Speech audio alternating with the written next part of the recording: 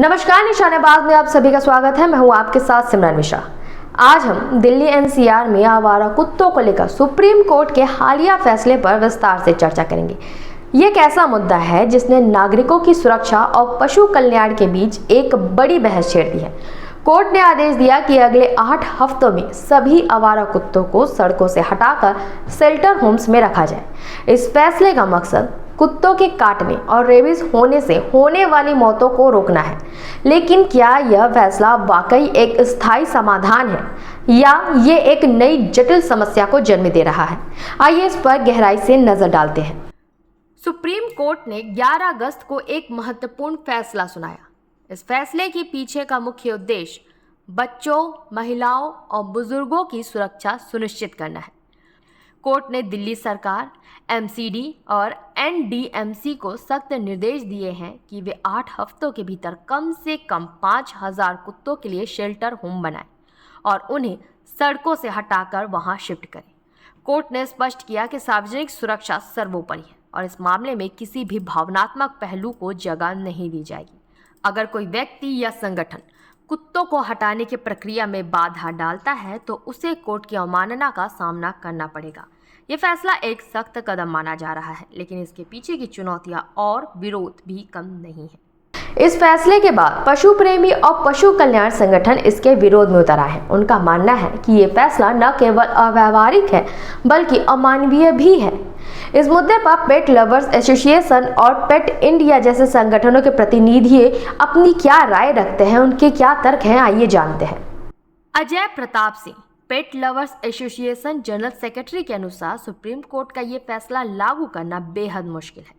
वे सवाल उठाते हैं कि क्या हमारे पास लाखों कुत्तों को पकड़ने और रखने के लिए पर्याप्त संसाधन है। उन्होंने बताया कि दिल्ली में अभी तक कुत्तों की सही संख्या का पता नहीं है। यदि यह संख्या लाखों में हुई तो क्या इतने बड़े पैमाने पर कर्मचारियों, ट्रेनिंग, बजट और बुनियादी ढांचे की व्यवस्था करना संभव होगा। वे कहते हैं कि शेल्टर होम्स में खाने और देखभाल की कमी से कुत्तों के साथ दुर्व्यवहार बढ़ेगा। शुरू में तो सब ठीक चलेगा, लेकिन जब शेल्टर भर जाएंगे तो कुत्तों का जीवन और भी दयनीय हो जाएगा। उनका सुझाव है कि हमें उन देशों से सीखना चाहिए जहां स्टरलाइजेशन और वैक्सीनेशन कार्यक्रम मौजूद है। दिल्ली में केवल 47% कुत्तों का स्टरलाइजेशन हुआ है, जो कि बहुत कम है। Khushboo Gupta, PETA India director of advocacy project, ने सुप्रीम कोर्ट के फैसले को अवैज्ञानिक और अमानवीय करार दिया है। उनका कहना है कि यह फैसला 2001 के एनिमल बर्थ कंट्रोल नियमों के खिलाफ है, जो नसबंदी और वैक्सीनेशन पर जोर देते हैं। वे तर्क देती है कि स्थानीय समुदाय अपने आसपास के कुत्तों को परिवार का हिस्सा मानते हैं और उन्हें जबरन हटाना वैज्ञानिक रूप से कारगर नहीं है। शेल्टर में कुत्तों को रखने से उनमें तनाव, भुखमरी और आपसी झगड़े बढ़ेंगे। खुशबू ने जोर देकर कहा कि अगर दिल्ली सरकार ने समय पर प्रभावी नसबंदी कार्यक्रम चलाया होता तो आज सड़कों पर आवारा कुत्तों की इतनी बड़ी आबादी नहीं होती। उन्होंने नसबंदी और वैक्सीनेशन पर ध्यान देने की सलाह दी। साथ ही अवैध पेट दुकानों और ब्रीडर्स को बंद करने और लोगों को शेल्टर से कुत्ते गोद लेने के लिए प्रोत्साहित करने का सुझाव दिया।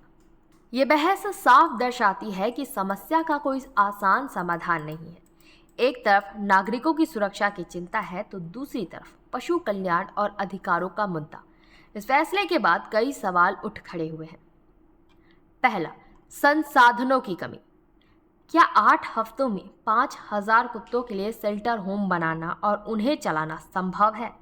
अगर संख्या इससे ज़्यादा हुई तो क्या होगा? दूसरा, लागू करने की चुनौती। क्या प्रशासन इस फैसले को बिना किसी बाधा के लागू कर पाएगा, जबकि पशु प्रेमी इसका विरोध कर रहे हैं? तीसरा, स्थायी समाधान। क्या कुत्तों को शेल्टर में रखना एक स्थायी समाधान है या ये सिर्फ समस्या को एक जगह से दूसरी जगह शिफ्ट कर रहा है? चौथा, नसबंदी और वैक्सीनेशन। क्या नसबंदी और वैक्सीनेशन कार्यक्रम को प्राथमिकता दी जाएगी, जिससे पशु कल्याण संगठन एकमात्र प्रभावी उपाय मानते हैं? ये देखना बाकी है कि सुप्रीम कोर्ट का यह फैसला कैसे लागू होता है। क्या ये नागरिकों की सुरक्षा सुनिश्चित कर पाएगा या फिर पशुओं के लिए एक नई त्रासदी का कारण बनेगा? इस फैसले के दूरगामी परिणाम क्या होंगे, ये आने वाला वक्त ही बताएगा। इस मुद्दे पर चर्चा जारी रहेगी। तब तक के लिए बने रहे निशानेबाज के साथ। नमस्कार।